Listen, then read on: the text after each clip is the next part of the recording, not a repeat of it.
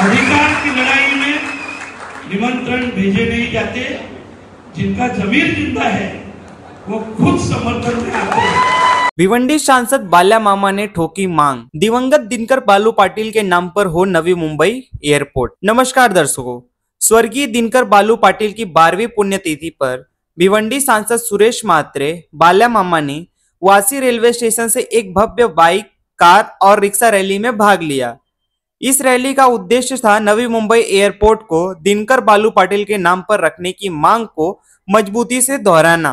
बाल्या मामा ने कहा कि दिनकर बालू पाटिल ने समाज, शिक्षा और हक की लड़ाई में जो योगदान दिया है वह अजरामर है, यानी वह अमर है। ऐसे नेता के नाम पर एयरपोर्ट होना समाज का हक है।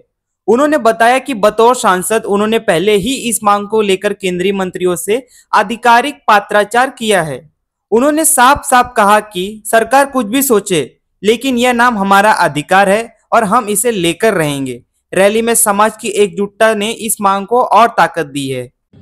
आज स्वर्गीय दिवा पाटील साहेब यांची 12वी पुण्यतिथी आहे आणि खरं म्हटलं तर पुण्यतिथीनिमित्त श्रद्धांजली वाहण्यासाठी आणि गेले अनेक वर्षापासून जी भूमिपुत्रांची मागणी आहे या विमानतळाला स्वर्गीय दिवा पाटील साहेबांचं नाव द्यावं आणि ते का द्यावं ही सगळ्यांना कल्पना आहे की 2 वेळा खासदार होते, 6 वेळा आमदार होते, विरोधी पक्षनेते होते आणि या समाजाचे भूषण होते आणि म्हणून गेल्या अनेक वर्षापासून आमची मागणी आहे आणि मागणी म्हणण्यापेक्षा बिदर तो आमचा अधिकार समजतो, हक्क समजतो आणि शासनाने, महाराष्ट्र सरकारने तर पॉझिटिव्हली ते पाठवलेलं आहे।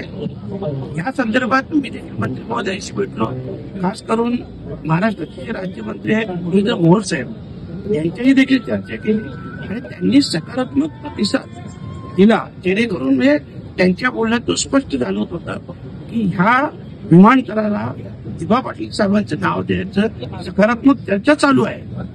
आणि तुम्ही हे बोलता की असं काय झालं नाही, तर तुमची रणनीती असेल ती वेगळी असेल। आगरी कोळी समाज हा लढवय्या समाज आहे आणि आम्ही आमचा हक्क मिळवणारच, ते कुठल्याही परिस्थितीत वेळ कशी असू दे, पण आम्ही आमचा हक्क मिळवणार।